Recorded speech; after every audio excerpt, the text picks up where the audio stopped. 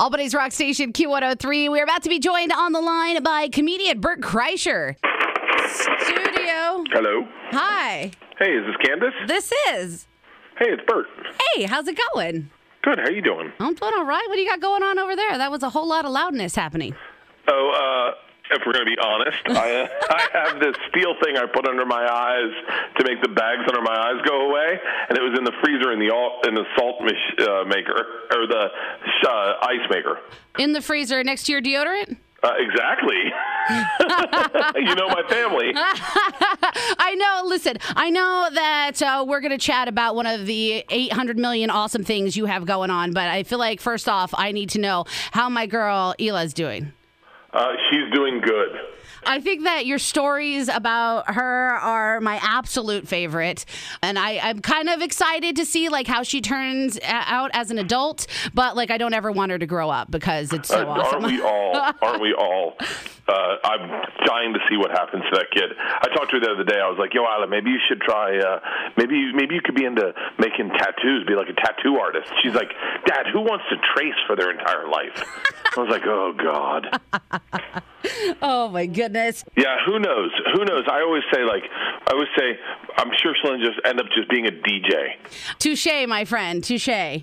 Yeah, exactly. That's why I think that's where I would have fit in perfectly, because I think it really is the true extension of a comedic personality. Doing stand up, you go up and you do the same material over and over again, and you run through, and there's a little bit of like a phoniness to it after a while. After you do it a while, you're like, it's a magic trick. Yeah. But when you're a DJ, you are up, and that is your personality, true and true, every morning. And I think that's where I would have fit in, and I think that's where a brain like that fits in. Man, I think that you're like half doing that already. You've got like 15 podcasts going on. You know what I mean? I'm starting another one too. Stop, really? Yeah. Well, is my buddy, I shouldn't even talk about it, but one of my buddies is a really big comic, and he was like, dude, we should do a podcast. He's like, Dad, we should do a podcast together. So I was like, sure thing. So we're actually meeting today at 10 to go talk about our new podcast. Oh, well, I'm super excited about that because, I'll add it to the list, the Bertcast, the Open Tabs, Something's Burning, your guest spots on Joe Rogan's and like everybody and their mom's podcast. I know. I feel like I've overexposed myself. It's so funny. Back in the day, this would have been overexposure. Now it's just trying to get people's eyes on you. If you can do, I do like 6 original contents a week, and if someone notices any of them, I'm happy. Right. I feel like at this point, I know everything about your life, and then I'll listen to another Bertcast or another podcast that you guested on, and then I hear another crazy story, and I'm like, where do you have all the time to have all these life experiences that you joke about on all of these podcasts? It's so funny. My wife makes the time. My wife literally, no joke, every year is like, so we need a trip. You need some material. So we're going to Hawaii. We're going to go swimming with dolphins. And I'm like, all right, let's do it. And then I pray to God I come up with and then I'm panic writing a joke like, swimming with wild dolphins is like going to a strip club, Can you elaborate? Well, it is, because you get there. I swear to God, we just went swimming with dolphins, and all I could think is it's just like a strip club. You show up, and the manager is just like a strip club manager. He blows the whistle like, ladies, we've got customers. And the dolphins show up with that smeared-on smile that's fake, like, I don't really want to be here. Everyone's like, can we touch them? And you're like, I already know the answer to that. And my daughter's like, I'm putting my fingers in their holes. And you're like, you're definitely not allowed to do that. Oh, my goodness. So I spent some time DJing at a gentleman's club, and I just had massive flashbacks. And now I'm going to forever correlate it with... Don't even get me into strip club material. I have this bit that I've been working on that I can't get to work about. I wish they had strip clubs instead of women in different shapes and sizes and colors and different hairstyles. I wish I did it in different time eras where they were like, ladies and gentlemen, keep it going for Martha from the 1800s. Her colony calls her a witch because of the way she dances. You'll see in a second.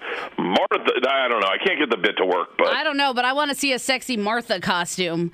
Yeah, I want to see someone come up with a big scarlet letters stitched to her dress and see her just pull up bloomers. I don't know. I got to work this bit out. We haven't figured it out yet. All right. Well, I'm looking forward to seeing the final product at some point. But speaking of new material, you have a lot of stuff going on. Right now, you've got Secret Time streaming on Netflix, which is hilarious. So funny, I had to watch it twice. I was literally laughing out loud. But we're really excited for the big announcement that came out this week that you are going on tour. The Body Shots World Tour is coming to the Capital Region. Going to be happening at the Egg in Albany on January 24th. Tickets actually going on sale this Friday. Tell us a little bit about what we can expect from Body Shots. It's an all-new hour, brand new hour. I've already written a new hour, and I do a two-person show. So I bring one guy up, he goes up and does 15 minutes, and then I do like an hour 15, an hour 20. And so I'll give you an hour's worth of new material, and at the end I tell whatever stories everyone wants to hear. The thing with me is that I kind of got famous on my stories, Right. The one about me in Amsterdam at the live sex show, the one with me robbing the train with the Russian mafia, and stories unlike jokes that, you kind of want to hear them a couple times.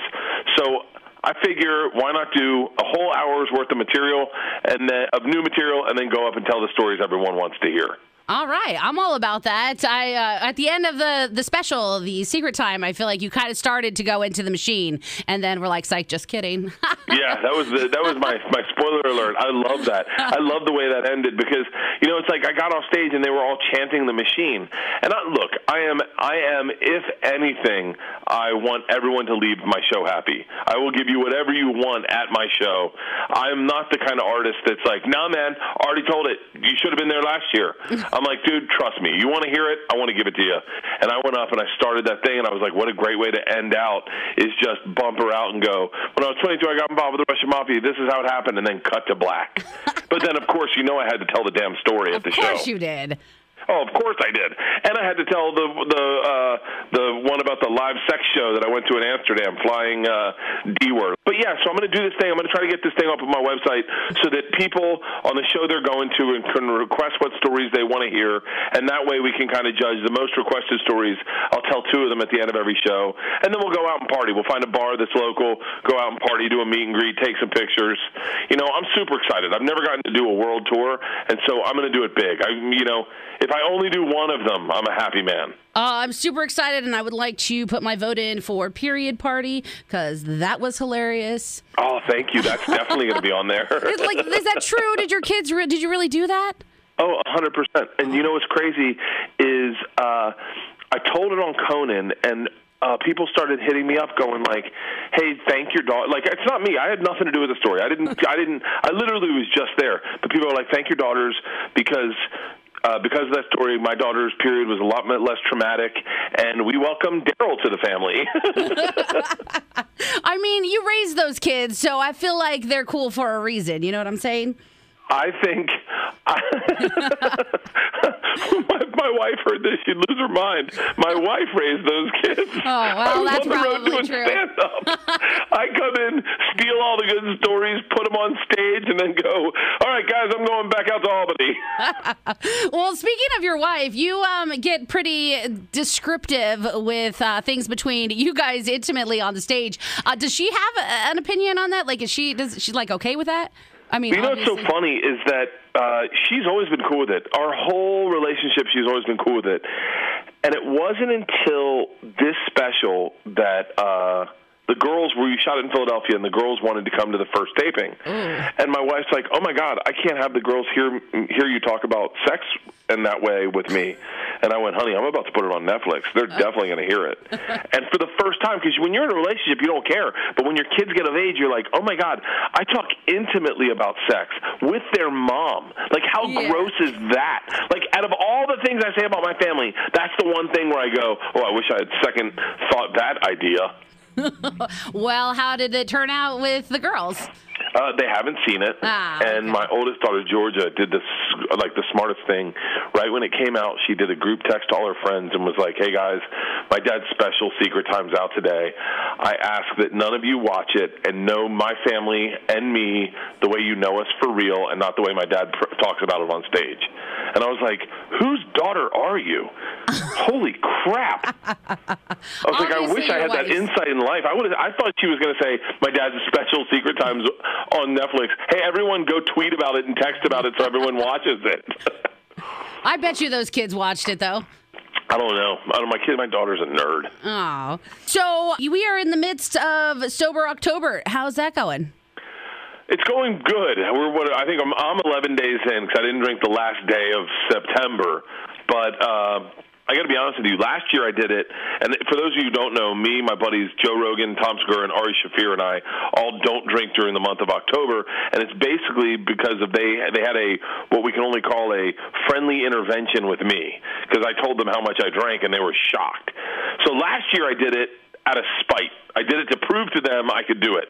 Mm-hmm. This year is more all about free will, and I am having a much harder time because I'm like, I don't have anything to prove anymore. I know I can do it, and now I'm just like bored out of my mind. I mean, I had dinner with my dad sober the other night. Sober. Like, who talks to their parents sober these days? You know what? Truth. I don't know. I got off the plane to visit my mom last time I went home, and she was like, here's a vodka popsicle. God, thank God. My dad and I sat and watched a football game, no booze. We just sat there and talked. I was like, oh, this is intimate. I feel like we're getting naked in a steam room together. Was it like a for real conversation, or was it you guys were trying desperately to make small talk? Luckily, he just started eating marijuana, so he was high, and so the conversation flew high. He was just like, "Hey," he was like, "Have you ever watched YouTube?" And I was like, "Yeah." He was like, "There's a video of a jaguar eating a crocodile. I watched the whole fight the other day." I was like, "You're just now finding YouTube?" Oh, I have a lot of videos I can send you. Yeah, wait till he finds the one where you talk about Avatar, right? Oh, yeah, he definitely hasn't seen that. When he sees that, he's going to lose his mind. Yeah, there are a few choice stories I've heard about your father, and I cannot wait to hear more. Bert, thank you so much for giving us a few minutes today. We're super excited for you to be coming down. The Body Shots World Tour coming to the Egg in Albany, January 24th. Tickets on sale this Friday. You can grab yours at Q103albany.com. And don't forget to go check out your special Secret Time streaming live on Netflix.